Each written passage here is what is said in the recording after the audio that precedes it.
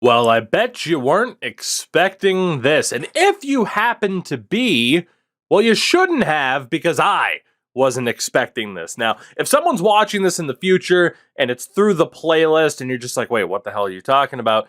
It's been over a month, almost a month and a half at this point since I have loaded up this save file.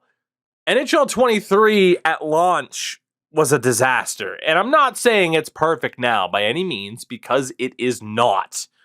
But this game at launch was a disaster. My interest in it was in the gutter, is the best way to put it. I had zero interest in this game, let alone this mode, this save file. But now, a month has passed, almost a month and a half since launch. They've started to figure some things out. Offer sheets aren't broken anymore. Things have started to get back on track, and this game is arguably at the very least where it should have been at launch. I've been playing it a lot more. We started the Goon Squad franchise. I've actually been playing the ASHL. It's weird. Roster editing, for me, is now going to be a thing. So I thought, you know what? Let's get back into this. Let's gauge the interest and see what you guys think with this 48-team custom league and see if we can kind of get things back on track here, because I do still like the original idea of this. And let's be honest, I put in a hell of a lot of work when it comes to making all of these teams. I know people have asked about it before, and you know what? Right now, let me go check if I actually have the save file still with all of these custom teams. I don't know if I do. Honestly, they might have been overwritten now that I've started anything editing-wise. Yeah, I think they're gone, unfortunately. So you hate to see that. You hate to see that. But again, in case you needed proof that I didn't plan on going back to this mode, or, continuing this idea, well, there you go. So I wish I could share that particular roster with all the custom teams. I cannot do that. But we are going to march on with this in the month of March, conveniently, with the, weird to say, the Toronto Maple Leafs that we are controlling currently in third place in the Northeast Division.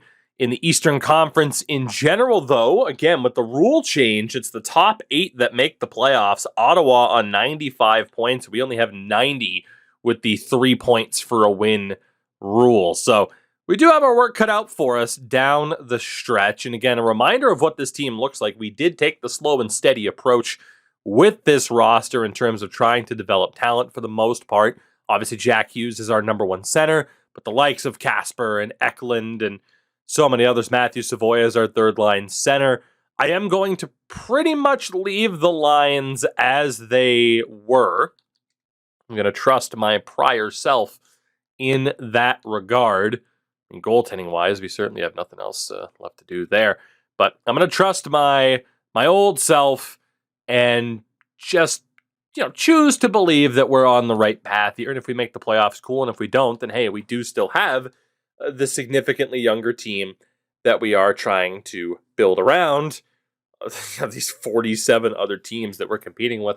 So let's find out really early here into this particular video if this is going to turn into a playoff episode of this series. Admittedly, I'm kind of hoping it doesn't, but we also are probably good enough that we've screwed ourselves out of a higher draft pick. So it's kind of that weird middle ground to be in right now. And judging by the amount of losses, I don't think we're going to make it, unfortunately. And as of April 1st, we'll kind of see what the record is and move forward at that time. So we have 4 games left this season. Jack Hughes is pretty much guaranteed to finish point per game. He is actually mathematically guaranteed to finish point per game. Let's see where we're at, because we're now down into 6th in our own division. So in the conference, the Atlanta Tuskers have clinched a playoff spot. You got Baltimore in 7th. We are way down on 105 points in 16th. Whew, 10 points out. We are done. Let's get the kids in for the final couple of games, unless the AHL team's looking good. The AHL team's looking great. So even more of a reason to send down the younger guys that we can who aren't affected by waivers to really kind of let them go for a playoff push. So Edvinson, Clark, Korchinski will be down for Jordy Ben, Cody Franzi, even the ghost of Shea Weber. At this stage, we can do that. and Caden Gooley can go down as well for Andrew Bodnarchuk.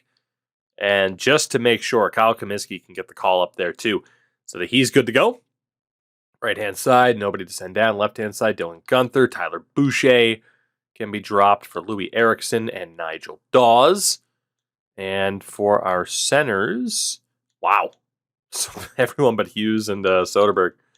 Casper, Eklund, Savoy, down for Mueller, Kessler, Reagan, and the legendary Tomas Myrtle for one Connor Geeky. So let's see if we can get the younger guys a bit of a run here in the postseason. Olish, Cracknell, and Korpikoski. Let's keep Korpikoski. How many players is that? 10, 11, 12. All right, so Lori Korpikoski needs to be in. But by having him stay, we should be okay. I'm just going to hit back and go best lines because this game can crash on occasion. So the NHL, let's just leave it as it is, right? We don't really care at this stage. Just leave it as it is, although we can play Merkley with Jamie Drysdale. They're not going to make the playoffs. That's all well and good. The AHL-wise, though, we are setting up the Marlies for a decent little run here, and hopefully we're going to get some good experience for the kids. As, you know, yeah, I'm good with Ratu being on the fourth line. That's fine. Sebastian Kosa in goal. Kosa. Let's see what happens. So it did kind of turn into a playoff episode. We're not going to go game by game with the Marlies until they hopefully make it deep into the Calder Cup playoffs, but this should hopefully help us tank at the NHL level, as well as it really became pretty clear that we weren't going to make it. But given the roster, we probably shouldn't have, so I'm not really complaining. Philadelphia, we lose to end our season. Everyone on 82 games. So let's take a look at what we have here. Buffalo, the only team out of the Northeast Division to make the playoffs. That is insanity. Absolute insanity. Top team in the league with 162 points, the San Antonio Suns. Apparently we don't have the scouting report on them. Look at how much better they were than everyone else. That's insane. Worst team, the St. Louis Blues on just 72 points. You know how bad you have to be to only secure 72 points when how many teams finished with 130? 8 teams. It almost was 9. Carolina was only 1 point off, which is insanity. Top offenses you see there. 3 1/3 goals, 4 per game. And yeah, our offense at 2.63 per game. Not exactly amazing. In terms of the points, obviously it's going to be a little bit screwed up because we sent down a lot of the younger guys. So I'm not going to put too much stock into that. Let's just look league-wide, where Leon Draisaitl, Crosby, Pasternak, and Matthews were the only guys to break 100 points. The goal-scoring king was Draisaitl, but Brad Marchand, who of course still ended up in Boston, and Nathan McKinnon also broke 50. Defensively, Dougie Hamilton, Roman Josi, man, a lot of guys were able to put up 70 points this year, including Sam Girard. Jesus. 28 goals for Dougie Hamilton, with, again, the worst team logo that we ended up with. Jonathan Quick as a Shark won the most games. That's incredible. Shutout leaders, I mean, a shitload of goalies with 6. Let's just put it that way. And the save percentage, at least for starters, it's going to be Andrei Vasilevsky. No surprise on San Antonio, who gets it done. The Calder is probably going to go to San Jose's Connor Bedard. So there you go. That is a quick little season recap, at least regular season-wise, as the AHL's Marlies, 54 wins. They are ready for the postseason. They get an injection of a lot of NHL caliber talent. They do have to play a very good Belleville team, but let's hope that the new additions have put this team over the top. They are up 3-0 in this series. They don't pull off the sweep, losing in overtime in Game 4. They also lose in overtime of Game number 5, and they lose in overtime of Game number 6. Oh my! Game 7? Oh, we made it, thank God. Jesus, we almost Leafsed it. We play Sotertalja, or however the hell you want to put the inflections. They won 60 games, Jesus! Let's look at them. My God, you thought we had it bad enough with Belleville. I don't even know who they belong to. at this stage. I do have a guy, Drake Hilbert, who was the 2nd overall pick last year. Matt, yeah, I can kind of see why. They got some high-rated players here. They have a pretty good AHL caliber team. Trent Miner in gold, though. Interesting.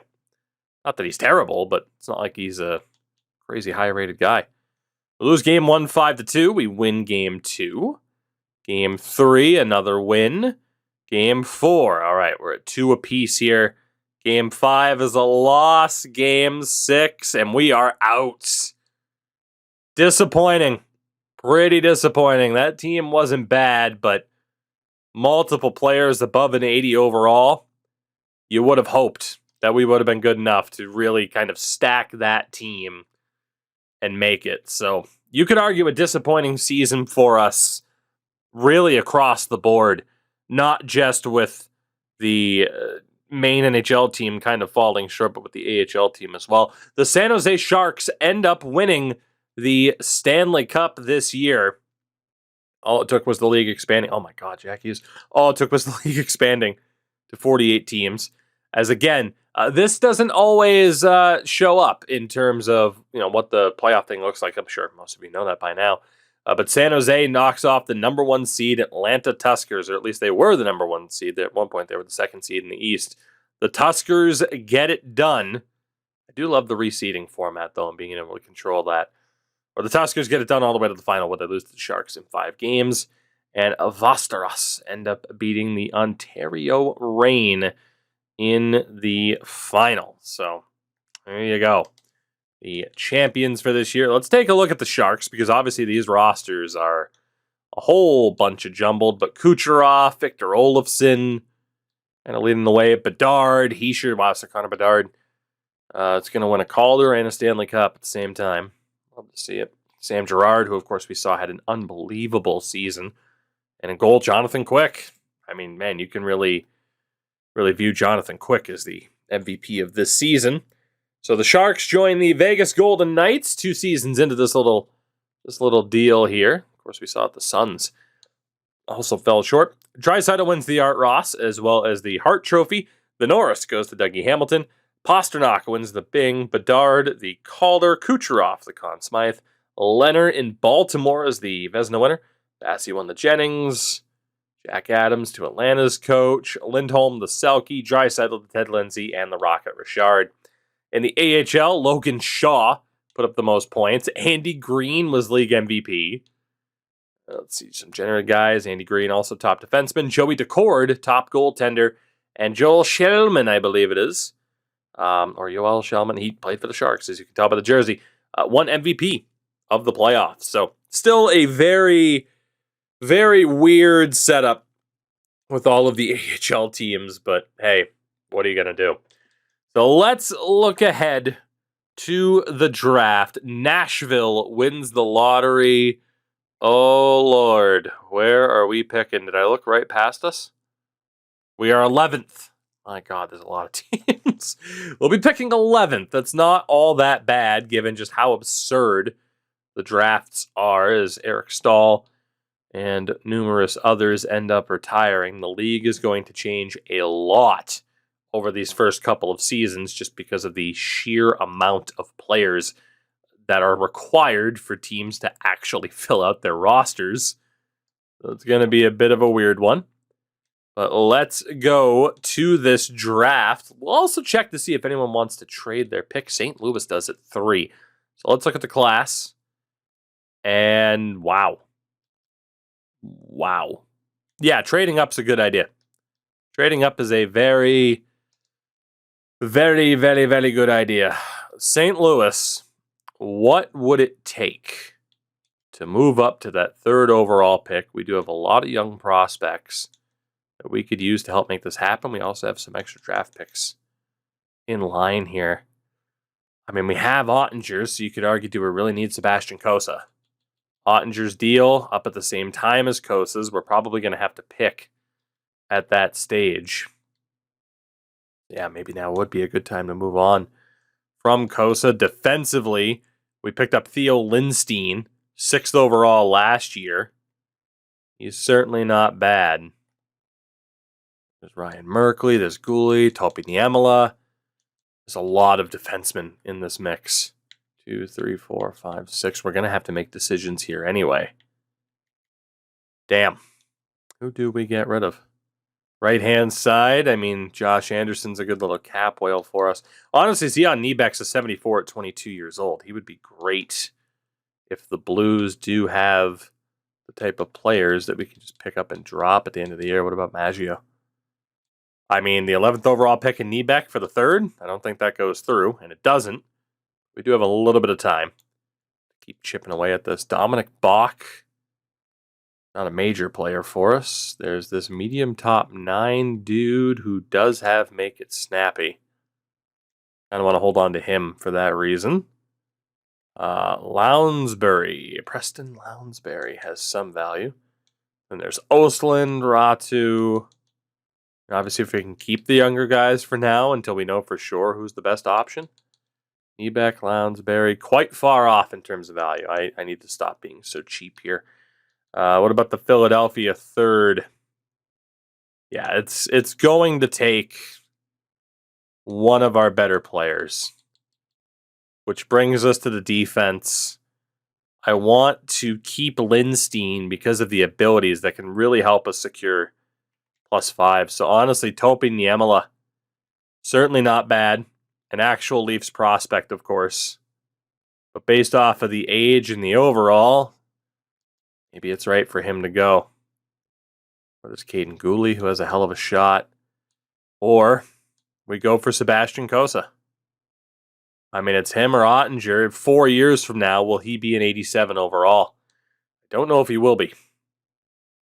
As Nashville does get a franchise-level power forward. Use that in Goon Squad. With that first overall pick. Let's see. Let's add... I don't even see the guy that I was going to add. Let's just add, like, Oliver Kasky to the pick. That's fine. And we will go with the 11th.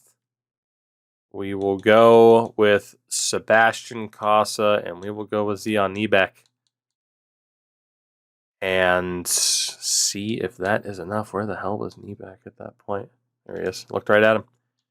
How close is that? It was accepted. We'll take it. We'll take it. I think it's worth it. I think Ottinger can be our guy. Oh, we might have made a mistake. If the guy Montreal drafted's only a 73, we might have goofed. Never mind, we're fine. So there's Dylan McKinnon. Confirmed unstoppable force back at you. Skilled up as well. And big tipper. Timofey Sedikov. Also looking good. Confirmed send it. Puck on a string. Ankle breaker. Heat seeker. There's Lasse Engren.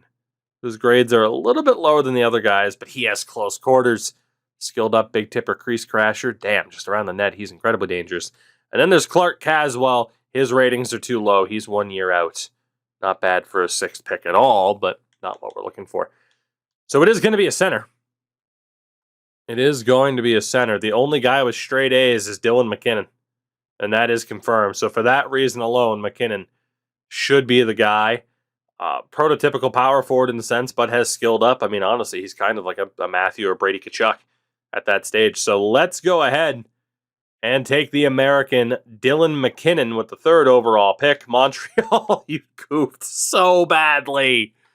Oh my God, an 11 overall point improvement on what Montreal took with the 2nd overall pick. That is amazing. Unfortunately, nobody else where I'd want them to trade their pick seems to be willing at this stage, although Kavanaugh, 10th.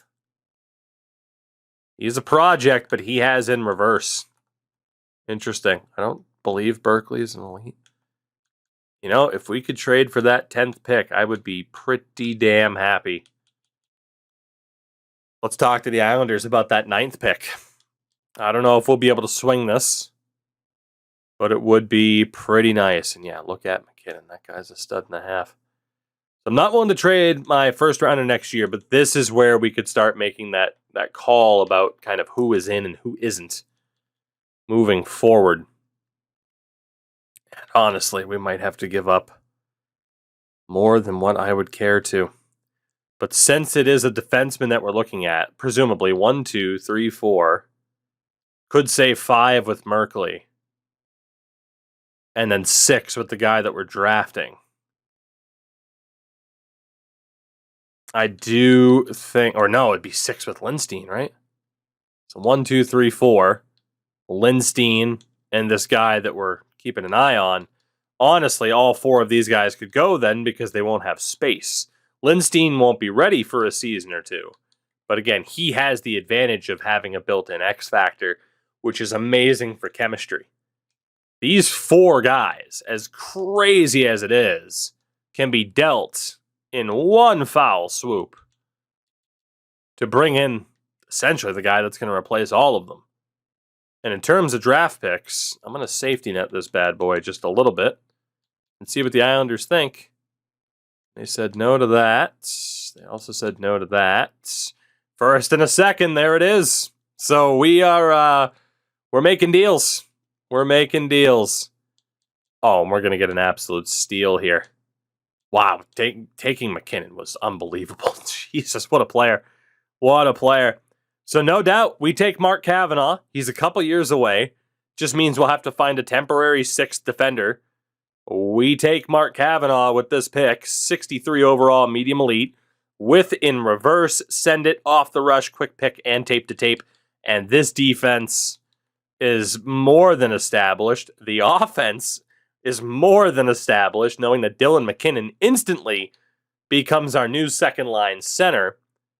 We're laughing to the bank right now on this draft. I mean, yeah, we still have Grubauer until the end of time as a backup, but for now we can afford it. Although, I might as well check open block. Yeah, nobody wants him. We'll see what happens there. So we don't have a project goalie, but we don't necessarily need him. And then right there, that's our defense. If we can make the money work, which we should be able to, we will have to have a temporary fit.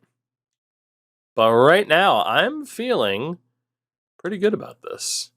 Is it worth moving Dominic Bach 3rd and a 4th? Probably not. It's worth just keeping him for that. I'm feeling pretty good. I didn't really expect to be like, hey, look, we're back, and I'm going to immediately shake everything up with the team. But it is kind of how it worked out, and to be honest, I don't regret it. The question now, is there anybody? I mean, Kivi Haryu's real. I was going to say, is there anybody that we could trust to actually have X factors? We know that Ehrhoff has skilled up. Boy, it loves giving the AI skilled up. What the hell? Guy's got to make it snappy. It's tricky, but he's 3 years out. I was wanting to see if there was anybody else. 39th overall, Owen Sawatsky. 3 out of 4, though, is a huge risk. It is. I mean, granted, it's only trading up for a 2nd-round pick. But that could... Actually, no, Jesus, that's still a 1st-round pick. What am I talking about?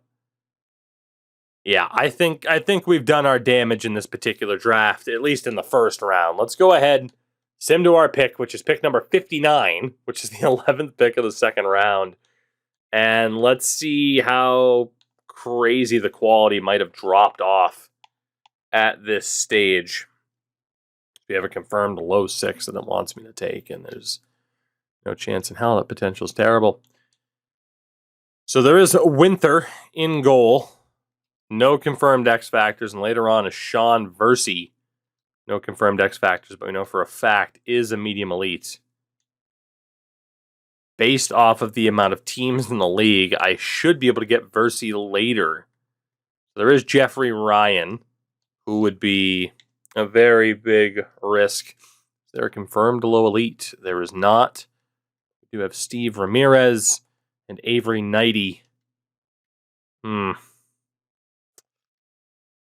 Right. Well, the best we can do right now, then, would be to risk it for Ryan and take Versey, or just make sure we get Versey. But I mean, obviously, the basic math of 59 plus 48, it's 107. Did I use my calculator just to make sure? I did, because it's 4 in the morning and I didn't want to be wrong.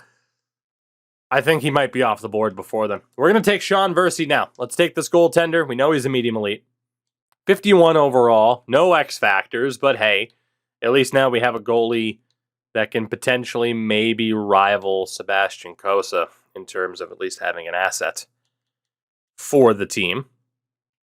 And Winther is still there as well, as is Vladimir Bobkov, but he'll be there later on. Do we have any of those low elites left? We do. Well, it's going to be one of these four rather than trading it. And let's go for Peyton Winther. Get another goalie into the system, another medium elite goalie for that matter. No X factors, but so far, 4 medium elites selected. I totally forgot that we had an extra 3rd round pick. Totally forgot about that. Which means we can shop this. Why not? Why not? We can totally shop these last 2 picks. Anaheim 2nd, Boston 2nd, and a shit prospect. We can basically get someone's 2nd round pick next year. Montreal willing to offer that deal because we know they were bad. They are. They are indeed. Montreal. If I'm not mistaken, it was Montreal that was at the bottom of our division. So we'll take Montreal 2nd and Garrett Sparks. And that'll move us into the 4th round. Let's go ahead and sim to that point. Pick number 155, and wouldn't you know it? Wouldn't you know it? It's Steve Ramirez who is there. 90, by the way, a 6'5" center. Or not center, but a winger. 6'5" forward. In a general sense. Can only be one of them unless we make another trade. Let's take Steve Ramirez. And he is unfortunately trash. And for the hell of it, because it's a 4th round pick and not that expensive. And we have 3 2nd round picks next year as it is. That is insane. Can I trade you Olivier Rodriguez since he's not going to develop? That's apparently not enough. Outside of that, can we send you somebody else? Anybody? Honestly, Steve Ramirez. Just immediately flip him. There we go. Apparently a no-brainer for them, but yeah, if Steve Ramirez is going to be that bad, let's just try again with Mr. Bobkov. Not Bobkov, 90. Well, hey, there we go. We used the goalie we're not going to use to get a near 20 overall point improvement. Pretty good deal, given the circumstances.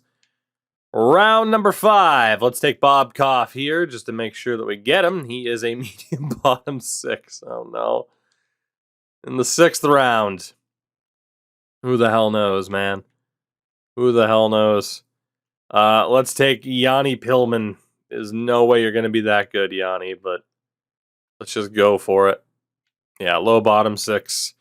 And then pick number 299.